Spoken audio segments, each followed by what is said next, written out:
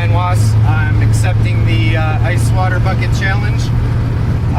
My understanding, it's kind of an awareness to donate to a charity of your choice. I don't really have a charity of choice, and honestly, not the extra money to be given away to one.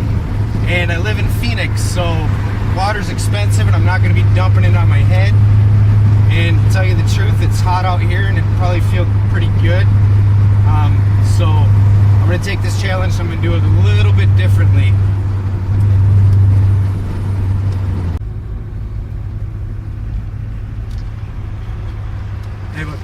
Hey, bud.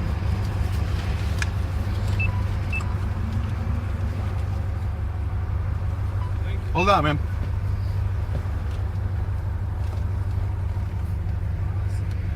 You're welcome, bud. You're welcome.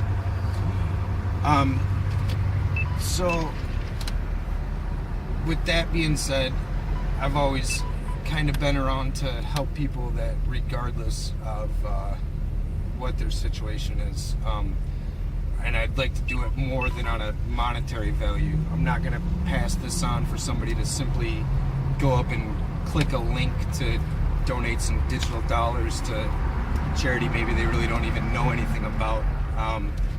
And the water thing, I mean, that's just a little excessive. You got a guy right here who could more than willing to take the 5 bottles of ice water I just gave him.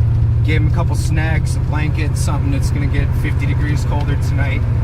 So with my challenge, I would like to pass it on to my parents back for them raising me a certain way to do things like this, for helping out elderly, for helping out disabled, anything of that nature. I remember being younger, 8, 9, 10 years old, and my dad taking me to the food bank and Thanksgiving time packaging packages for Social Security, disabled, you know, whoever the less fortunate would be.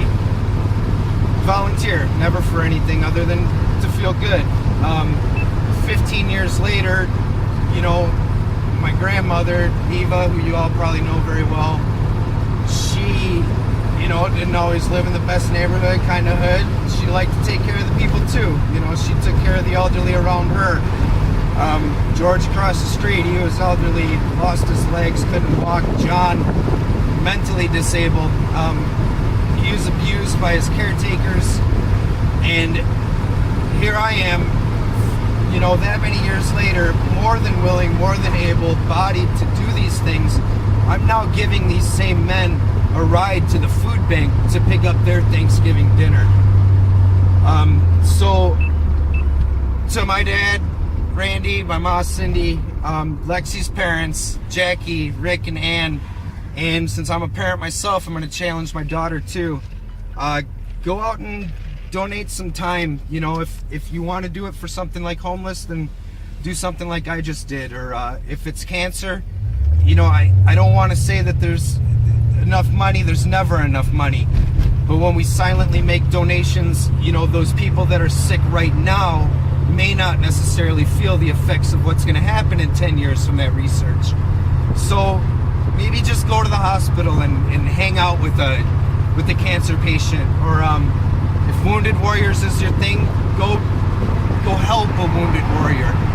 I really can't wait to see what happens from here on out.